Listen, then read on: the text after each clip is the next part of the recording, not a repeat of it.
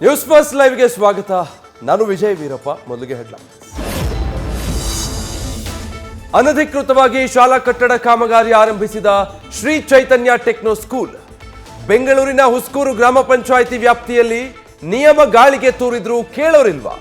ಸ್ಥಳೀಯರ ದೂರಿನ ಬಳಿಕ ಕೇಸ್ ದಾಖಲಿಸಲು ತಯಾರಿ.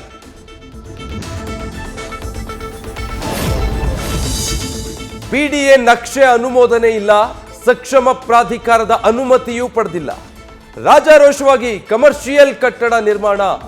3 ಅಂತಸ್ತಿನ ಕಟ್ಟಡ ಕಟ್ಟಿದ ಮೇಲೆ ಶಿಸ್ತು ಕ್ರಮ. ಕಾಮಗಾರಿ ಸ್ಥಗಿತಗೊಳಿಸಿದ ಕಾರ್ಯನಿರ್ವಾಹಕ ಅಧಿಕಾರಿ.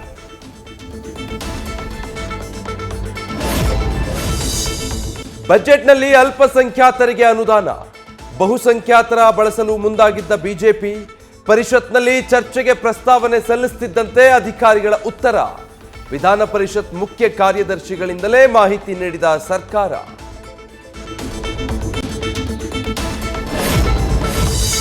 ದಳಪತಿಗಳ ಭದ್ರಕೋಟೆ ಕೈವಶಕ್ಕೆ ಮಾಸ್ಟರ್ ಪ್ಲಾನ್. ಲೋಕಸಭೆಯಲ್ಲಿ ಮಂಡ್ಯ ಹಾಸನದ ಮೇಲೆ ಡಿಕೆ ಶಿವಕುಮಾರ್ ಕಣ್ಣು. ಬಿಜೆಪಿ ಜೆಡಿಎಸ್ ಭಿನ್ನಮತವನ್ನ ಅಸ್ತ್ರವಾಗಿಸಿಕೊಂಡು ರಣತಂತ್ರ ರೆಡಿ.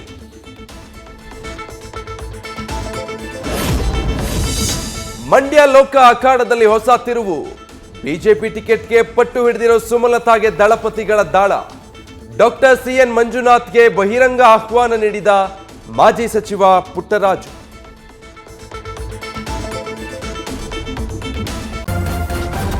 ನ್ಯೂಸ್ ಫಸ್ಟ್ ನಿರ್ಭೀತಿಯಿಂದ ನಿಮ್ಮ ಪರವಾಗಿ.